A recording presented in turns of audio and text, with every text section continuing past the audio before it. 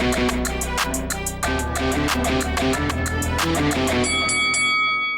guys, welcome to Boxing Squared for boxing news and views from around the internet. The WBC has done the dirty on Dillian White again, pushing the goalpost out for a potential title fight with Deontay Wilder, a mandatory shot at Wilder at his WBC belt until February 2021. And there's a few caveats with all this, but what the WBC's ratings committee has decided at its annual convention in Cancun, the 57th annual WBC convention, is that Wilder is scheduled to make a voluntary title defense on November 23 against number 3 ranked Luis Ortiz of Cuba. This is all on screen here, by the way. The WBC has also approved the rematch against number 2 ranked Tyson Fury of Great Britain to be held in 2020. Number 1 ranked Dillian White's situation is in process with UKAD and White's representatives and with the WBC. If his situation is resolved, he will become the mandatory challenger for February 2021. That is what the WBC ratings committee has decided. So remembering, there's a couple of things just to sort of take into consideration and for context before we go any further.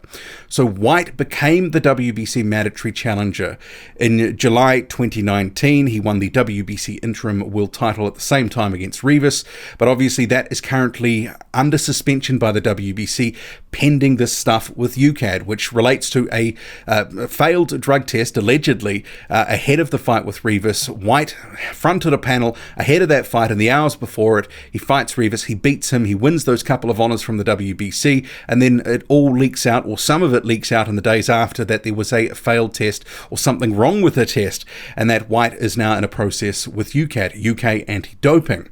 So we don't know what's going to happen there with that situation, when it will be resolved. But for the purposes of what the WBC is saying, and let's get clear on this, it is saying if he is cleared, he becomes the mandatory challenger for February 2021.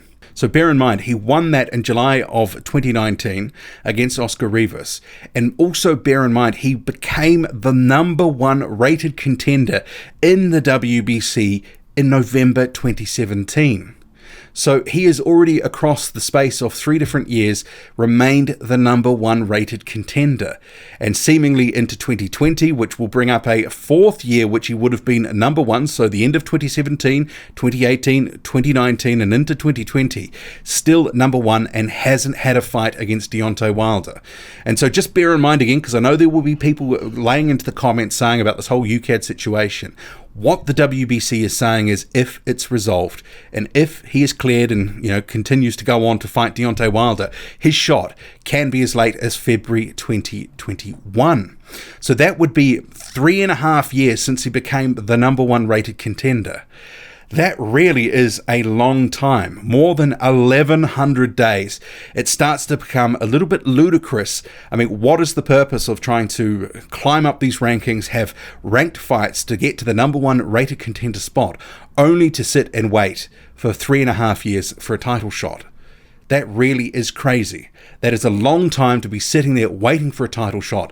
And the WBC seemingly is making up rules as it goes along, because in the normal course of events, Deontay Wilder, the WBC champion, should be fighting his mandatory once a year. That is the obligation that is expected of him as per the WBC rules. And in the WBC rules, there is also circumstances where Wilder can fight 2 mandatories in a year, if so, that is deemed by the WBC to be appropriate.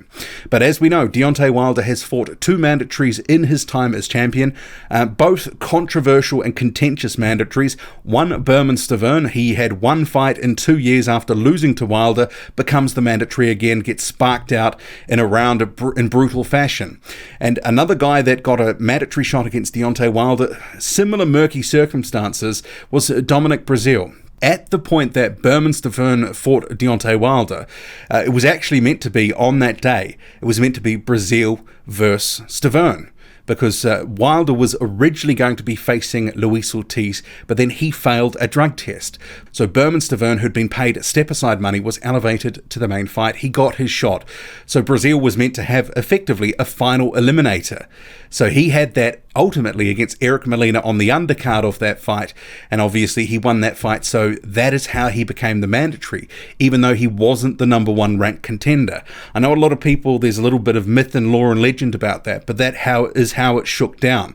Brazil asserted his right to become the mandatory challenger through having that final eliminator. So that in part has led to some of the time that Dillian Whyte has been sitting waiting at number 1 despite not getting a fight against Deontay Wilder. But Brazil, he was cleared out by Wilder in a round earlier this year.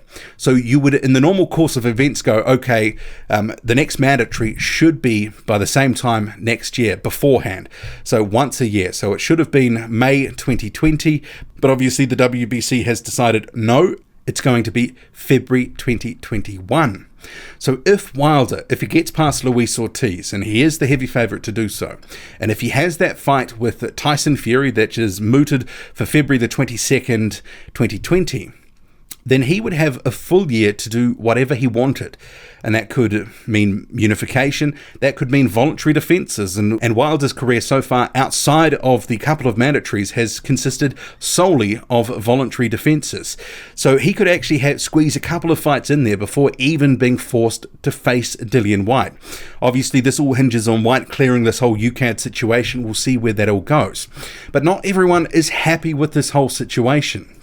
And I'll just point you to Michael Benson here on Twitter saying, few questionable decisions made by the WBC at their convention this week, but one that stands out as most ludicrous. If Dillian Whyte's UKAD situation is resolved completely and he 100% clears his name, he will now have to wait at least this long until getting a title fight.